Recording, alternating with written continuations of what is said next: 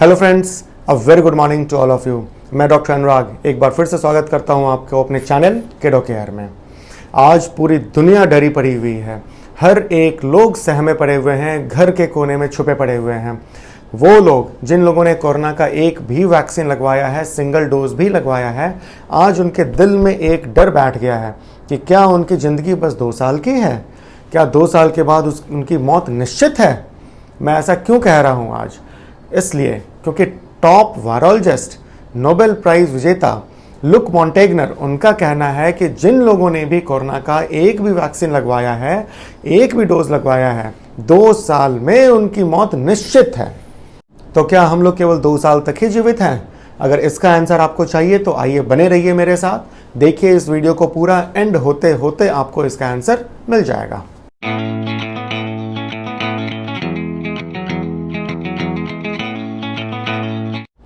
Luke मॉन्टेगनर, जो कि Nobel prize विजेता हैं, टॉप वायरोलॉजिस्ट हैं, प्लस उनके कुछ सब ऑर्डिनेट्स जो उनके अंडर काम करते हैं, ये भी टॉप वायरोलॉजिस्ट में ही गिने जाते हैं।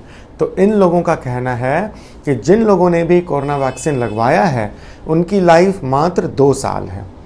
तो वो कहते हैं कि पहली बात, एंटीबॉडी डिपेंडेंट एनहांसमेंट, ये एक टर्म है जिसके वजह से आपका डेथ 2 साल के बाद निश्चित है।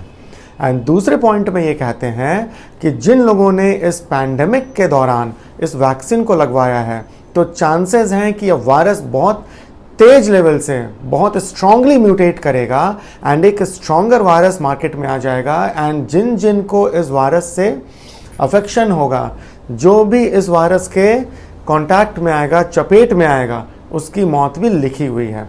तो ये है इन टॉप वायरोलॉजिस्ट का कहना। अगर आप इनकी मानो, अगर आप इनकी सुनो, तो कहीं ना कहीं सच्चाई भी छुपी हुई है। मैं आपको आज इन दोनों पॉइंट को डिस्कस करने जा रहा हूँ कि क्या ये दोनों पॉइंट सच्चाई हैं, क्या ये दोनों पॉइंट कोरोना के लिए लागू होती हैं या नहीं, क्या इन दोनों पॉइंट की वजह से 2 साल तक की ही हमारी ज़िंदगी है। पहला point, antibody dependent enhancement. Antibody dependent enhancement में क्या होता है कि आपने एक वैक्सीन का डोज लगवा लिया, कुछ एंटीबॉडीज़ आपके बॉडी में बनने शुरू हो गए। अब ये एंटीबॉडीज़ कभी कभी क्या होता है कि जब आप कोरोना के चपेट में आओगे, तो ये एंटीबॉडीज़ और सहायता करेगा कोरोना वायरस को आपके बॉडी में मल्टीप्लाई करने के लिए, और ये एक भयानक रूप ले लेगा। कहने का मतलब कि जो एंटीबॉडीज़ आपके लिए प्रोटेक्टिव होने चाहिए थी, वो एंटीबॉडीज़ आपके लिए डिस्ट्रक्टिव हो गई हैं। तो ये है इनका पहला पॉइंट। तो पहले पॉइंट के लिए मैं ये बोलना चाहता हूँ कि जब कभी एंटीबॉडी डिपेंडेंट एनहांसमेंट होता है, कुछ एग्जांपल्स हैं आपके पास। For example dengue. यस, क्यों आखिर आज के डेट में डेंगू के अगेंस्ट कोई इंजेक्शन सफलतापूर्वक नहीं निकल पाया है? इसका कारण यही है, 4 वैरायटी का डेंगू होता है। सपोज आपने वैरायटी 1 से एक बार इन्फेक्शन आपको हुआ है, तो आपके बॉडी में कुछ एंटीबॉडीज़ बनने शुरू हो गए। नेक्स्ट सीजन में फिर हो सकता है डेंगू का कोई दूसरा वैरायटी आपके ऊपर अटैक करे। क्या होगा? ये जो एंटीबॉडीज़ बना है आपके बॉडी में, ये आपको प्रोटेक्ट नहीं करेगा, ये आपको और डिस्ट्रॉय करेगा, ये आपके डेंगू वायरस के मल्टीप्लिकेशन में और सहायता करेगा। तो इस वजह से आज तक डेंगू का वैक्सीन नहीं बन पाया। क्यों?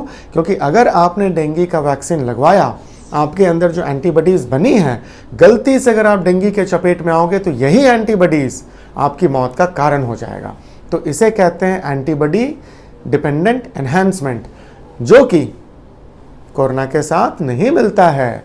यस, ये बात आपको जान लेनी चाहिए, ये कोरोना के साथ नहीं होता है। एंटीबॉडी डिपेंडेंट एनहांसमेंट डेंगू के साथ हो सकता है, कुछ खास केसेस में रेस्पिरेटरी सिंसिटियल वायरस के केस में भी पाया गया था, लेकिन कोरोना के केस में नहीं पाया गया है। इस बात की पुष्टि करते हुए मैं एक बात और कहना चाहता हूं आपको, जब भी कोई वैक्सीन मार्केट में लॉन्च होता है, तो आप जरा उसकी हिस्ट्री देखें, जरा पीछे देखें, जरा बैकग्राउंड को देखें। आपको मिलेगा सबसे पहले इन वैक्सीन को छोटे छोटे जानवरों में एक्सपेरिमेंट किया जाता है, जैसे चूहे के ऊपर एक्सपेरिमेंट करते हैं, देन बंदर के ऊपर, मंकीज़ के ऊपर इसे एक्सपेरिमेंट किया जाता है। जब देखा जाता है कि चूहे में, बंदर में एंड अदर्स में इसका कोई इफेक्ट नहीं हुआ, तब इसे ह्यूमन बीइंग्स पे ट्रायल के फेज में उतारा जाता है।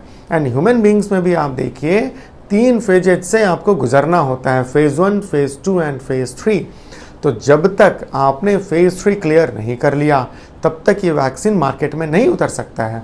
तो आज के डेट में ऐसी कोई वैक्सीन को अप्रूवल नहीं मिलेगा जो ह्यूमन बींग्स को डिस्ट्रॉय करे। इसलिए ये बात आप कन्फर्मली जान लें कि कोरोना वैक्सीन से कोई एंटीबॉडी डिपेंडेंट एनहांसमेंट नहीं होने जा रहा है एंड आप कंप्लीटली सेफ हो। और अब बात करते हैं अपने दूसरे पॉइंट की। तो दूसरे पॉइंट में उन्होंने ये कहा है कि अगर आप कोरोना पैंडेमिक के समय अगर आप वैक्सीन लगवाते हो तो इस वायरस का म्यूटेशन बहुत फास्ट हो जाएगा, रैपिडली ये अपने आप को म्यूटेट करेगा एंड अपने आप को स्ट्रांग बनाएगा, इतना स्ट्रांग बनाएगा कि अगर ये वायरस आपको अटैक करता है तो आपकी लाइफ तभी के तभी चली जाएगी। ठीक है, मानता हूं मैं। यहाँ पे इनके बात में ये सच्चाई ज़रूर है कि जब कभी आप वैक्सीन लगवाते हो, एंटीबॉडीज़ आपके बॉडी में बनता है तो ये एंटीबॉडीज़ इस वायरस को न्यूट्रलाइज करता है। लेकिन ड्यूरिंग न्यूट्रलाइजेशन, ड्यूरिंग रेप्लिकेशन कुछ मिसकम्युनिकेशन हो जाता है इनके आरएनए में, इनके जेनेटिक मटेरियल में, जिसके वजह से म्यूटेशन होना स्वाभाविक है। तो लेकिन जब म्यूटेशन होता है, फॉर एग्जांपल मैं भी आपको देता हूँ डेल्टा एंड डेल्टा प्लस का। डेल्टा वायरस अभी सेकेंड वेव इंडिया में कर गया है। इस डेल्टा के अगेंस्ट आपने वैक्सीन लगवाना शुरू कर लिया। अब क्या हुआ, धीरे धीरे धीरे इसने अपने स्ट्रक्चर को चेंज किया और ये म्यूटेट होकर डेल्टा प्लस में चेंज हो गया।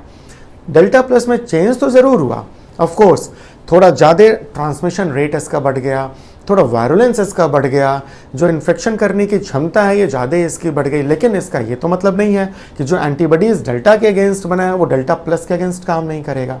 तो इसलिए माना कि वायरस स्ट्रांग हुआ है तो आपकी बॉडी भी तो स्ट्रांग हुई है, आपके अंदर जो एंटीबॉडीज़ का प्रोडक्शन हुआ है वो भी तो स्ट्रांग हुआ है, वो भी आपके बॉडी को बचा कर रखेगा इस स्ट्रांगर वायरस से।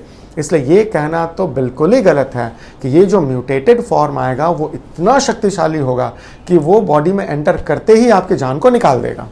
तो इस पॉइंट के लिए भी आप तैयार हो जाएं और आप अपने दिल से इस भ्रम को निकाल दें। आप बिल्कुल सेफ हैं कोरोना वायरस इंजेक्शन लगाने के बाद। इसलिए मैं आप लोगों को ये मैसेज देना चाहूँगा कि आप लोग घरों से बाहर निकलिए, डरे नहीं, सारे प्रिकॉशंस के साथ बाहर निकलिए। मैं ये नहीं कह रहा हूँ कि मॉल जाइए, फ्लाइट में जाइए एंड ट्रेन स्टेशन जाइए। मैं ये कह रहा हूँ कि घर से बाहर निकलिए एंड अपने आप को वैक्सीनेट करवाइए। यस, वैक्सीनेशन बहुत ज़रूरी है इस डिजीज़ से लड़ने के लिए। हर एक इंसान को वैक्सीनेशन की रिक्वायरमेंट है। प्लस इससे रिलेटेड कोई और प्रॉब्लम है, कोई भी क्वेरी अगर आपको है तो आप कमेंट बॉक्स में नीचे डाल सकते हैं। हर बार की तरह आपको आंसर ज़रूर दे दिया जाएगा। प्लस मैं आप लोगों से रिक्वेस्ट भी करता हूं, हमारे चैनल को सब्सक्राइब कीजिए। आपको एक से एक बढ़कर अच्छी इन्फॉर्मेशन अपडेटेड मिल जाएंगी। Thank you.